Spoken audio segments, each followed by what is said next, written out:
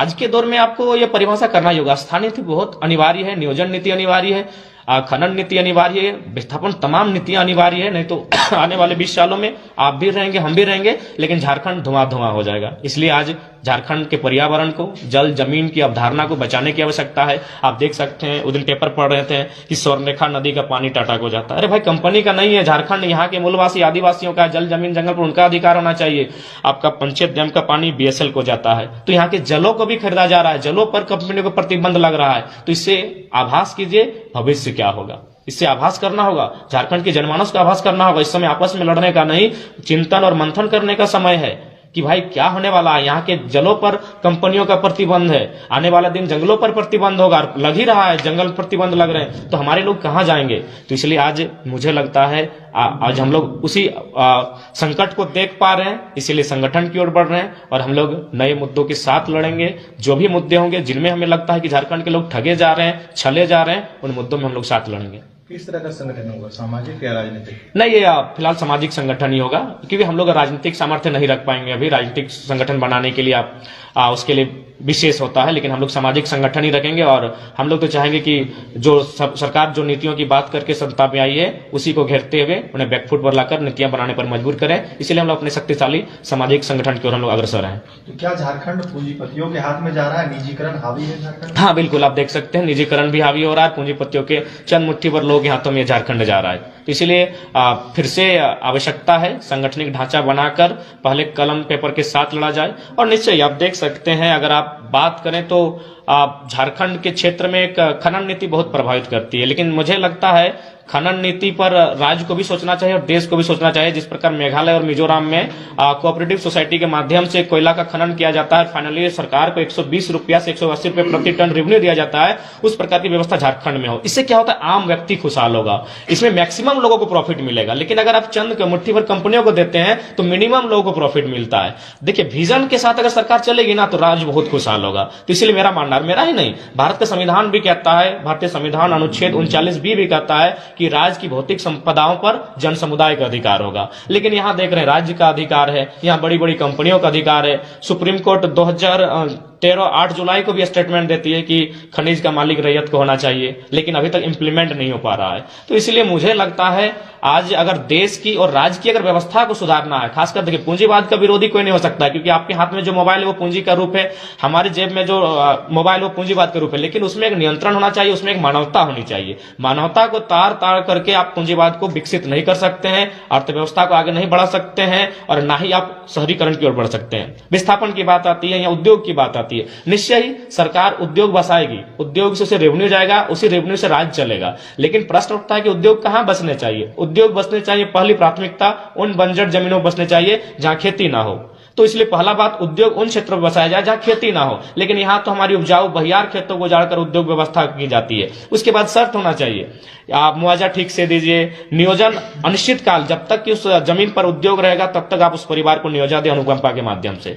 और अगर ये चीजें नहीं होगी तो मुझे लगता है ऐसे उद्योग की झारखंड की आवश्यकता नहीं है जो झारखंडियों को पलायन करने पर, विस्थापन करने पर मजबूर करेगी। तो इसलिए आज गवर्नमेंट को मानवता के नाते, जो भी गवर्नमेंट है, देश की हो या राज्य की हो, उन्हें अगर वास्तव में भारत को विश्व गुरु बनाना है, झारखंड को सुखी संपन्न बनाना है, तो यहां दिमाग से बनता है, बतौलेबाजी से नहीं बनता है। आपके पास विजन क्या है, आपके पास विस्थापन की नीति क्या है, आपके पास पुनर्वास नीति क्या है। जब तक इसको जस्टिफाई नहीं करेंगे इस राज्य का कल्याण नहीं हो सकता है। और मेरा मानना है कि आज विशेषकर पढ़े लिखे युवाओं को थोड़ा सा नेतृत्व करने की दरकार है, उन्हें भी सोचना होगा। रोजगार की बात आती है, सही बात है, गवर्नमेंट सेक्टर में अगर नहीं है तो आप किस सेक्टर में जा सकते हैं। झारखंड में पर्यटन को बढ़ावा दे सकते हैं, झारखंड में आप कृषि को बढ़ावा दे सकते हैं। झारखंड के किसानों के पास एक फसल है, धान। अगर आप दूसरी फसल की ओर जाएंगे तो निश्चय ही पलायन रुकेगा। जो लोग गुजरात, सूरत, महाराष्ट्र में जा रहे हैं, 5-10 हजार रुपए कमा रहे हैं, अगर पानी की व्यवस्था, पानी तो है ही हमारे नदियों में, तालाबों में, बस उसे अगर व्यवस्थित ढंग से अगर उन तक पहुंचाया जाए और धान के बाद और एक फसल दे दी जाए किसानों को, तो मुझे लगता है बहुत अच्छा विकास हो सकता है इस राज्य का। और बहुत सारी नीतियां हैं, सरकारी पर्यटन है, अभी देख सकते हैं जाके सरकारी बसों की क्या स्थिति है। सभी निजी अगर कोई कंपनी चलाती है तो अच्छा से बस चलता है, लेकिन जैसे सरकार उसको अपने अंदर लेती है तो कहीं ना कहीं वो डैमेज हो जाती है।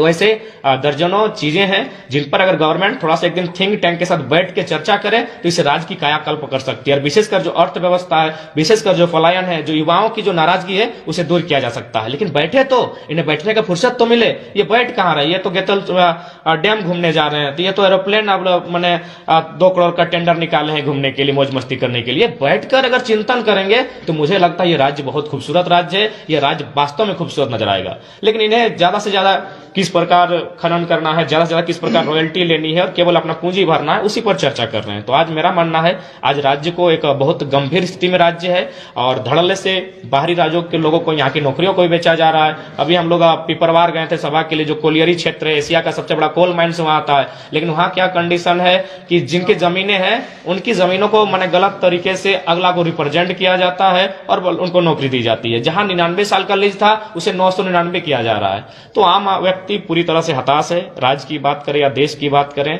पूरी तरह से चंद मुट्ठी भर लोगों के हाथों में देश की राज्य की सारी संपदा अधीन हो रही है। इसलिए आज आवश्यकता है एक ऐसे सोच की, एक ऐसे विचार की जो वास्तव में एक आम व्यक्ति तक लाभ हो। जो भगत सिंह ने भी कहा था, आजादी हम तो गौरव से छीन लेंगे लेकिन गांव गरीब किसान तक पहुंच पाएगी कि नहीं, एक बहुत बड़ा प्रश्न होगा। आज भी बहुत बड़ा प्रश्न है। गांव तक जाके देखिए, आजादी नहीं पहुंची है। गांव का व्यक्ति आज भी बदहाल है, आज भी प्रताड़ित है, आज भी शोषित है।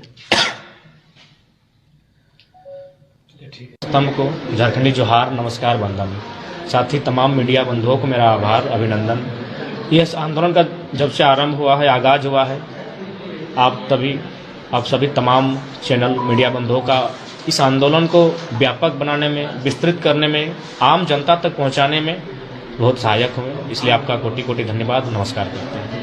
जैसा कि आप लोग सभी जानते हैं और राज्यवासी भी जानते हैं कि पिछले जनवरी दिसंबर के महीने से इस आंदोलन का आगाज हुआ था। और जिस समय इस आंदोलन का आगाज किया गया था तो उस समय किसी को ये अनुमान नहीं था कि आंदोलन जो धनबाद और बोकारो के छात्र एक छोटी सी इकाई के रूप में इसका आगाज कर रही है, एक राज्य स्तर तक का आंदोलन बनेगा और लोग एक उम्मीद की किरणों से इसे देखेंगे।